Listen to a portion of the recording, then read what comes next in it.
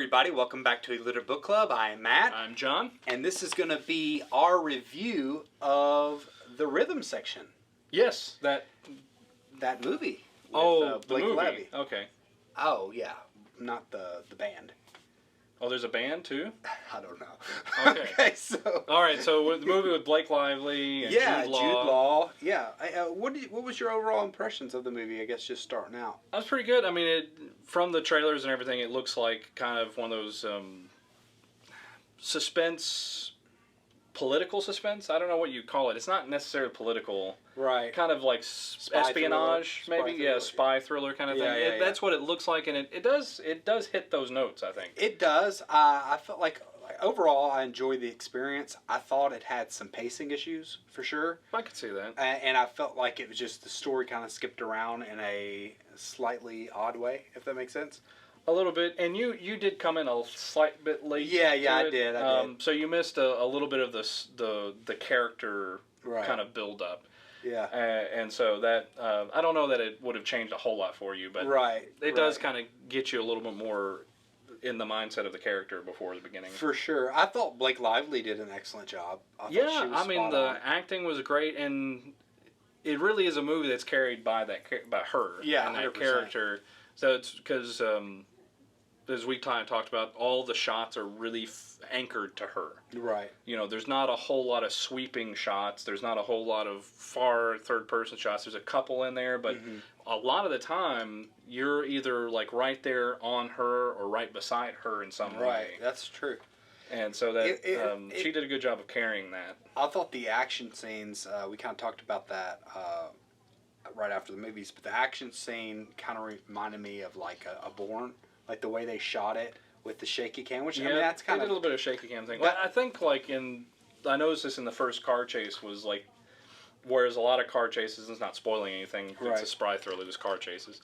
But whereas most of them like will show like shots from like corners and building tops and things like that. This one was literally like the entire scene was in the passenger seat. Right. Either like showing her, showing the front, or showing the people pursuing her. Right. I thought that really gave like a really cool sort of feeling to it. Yeah. Whereas a lot of them will like show all these like extravagant sort of angles and stunt kind of moments in it.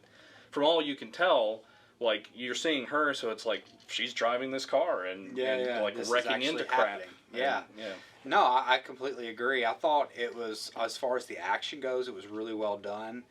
I just felt like the story was lacking in certain elements. And maybe it was because I missed like the first 5 minutes. I mean, like I said, you didn't maybe miss enough to make it that lacking. It is, I believe, based on a book, right? I think I saw that in the opening credits. I may be wrong about that, but I think it is. Do you have to listen to the soundtrack when you read the book? Of course. I'll do that with all the books I read. Oh, well, yeah, I would have to get the audio book. And then listen to the soundtrack over the audio? Right. Okay, that makes sense. Okay. Anyway. So anything else that you would like to add to it? I mean, cinematography, anything? Yeah, I mean, like we said, with cinematography, I thought they did a really good job of, it was all about her, and from her perspective, there wasn't like bigger picture stuff. Everything was really good. I mean, Jude Law's character was really interesting. I was expecting more Jude Law than there was actually in the movie, but I'm not necessarily disappointed about it because I think he played the role he was supposed to play. And right. It was kind of a cool little way that he it was a really in interesting thing because it was like a very specific sort of transformation for this character, like showing her, and that's where you might have missed a little bit, where the first scene you see her in, that version of the character is vastly different from the last scene you see her in. Right. And so I think that's really the crux of this movie is, you know, it's not about the politics of the spy thriller. It's not about the whodunits and the piecing out the riddle or the puzzle or the mystery or anything like that. It's really about her growing into this new version of herself.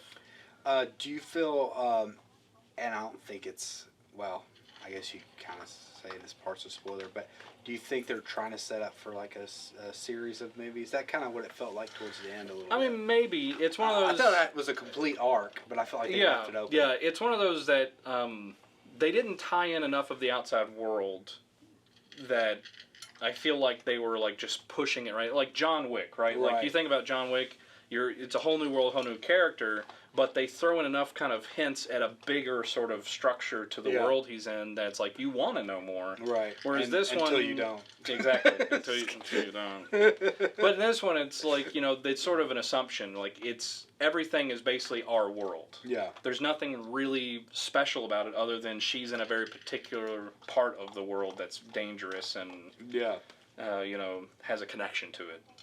I can see that. So I mean, I could see it's Hollywood, so or maybe it's not, but it's see how it's movies, so they could make a sequel. But I think it would be fine leaving it as it is. For sure, and obviously it probably matters about the money. Let's just be honest. I mean, that's what it comes down to a lot. I mean, right. The Joker's probably getting a sequel. It is what it is. But anyway, for sure. So what are you going to get to score this thing? Okay, so we're in a new year. This is really our first major review for this year, and I want to try to reset my your meter. My meter here. I don't want to go too high. I'm with you. And so I'm going to give this one. I'm going to say a 6. Okay. I would put it I would watch it again. Okay. It wasn't the most outstanding spy thriller movie to me, but it did have really cool moments in it, and it did have a really great acting performance from both Blake Lively and Jude Law. So I think it's worth a 6, as far as quality and all that. We're a long way in this left year in the go, so I don't... Right. And I'm kind of with you on the way that, because we kind of talked about that previous, that last year I felt like we were starting almost too high with some of the movies, and as we saw more movies we realized, they didn't deserve that scale. We're maxing out. We need a scale to a 20. Right. So that being said, I'm going to just put it in the middle at 5. Okay. Yeah.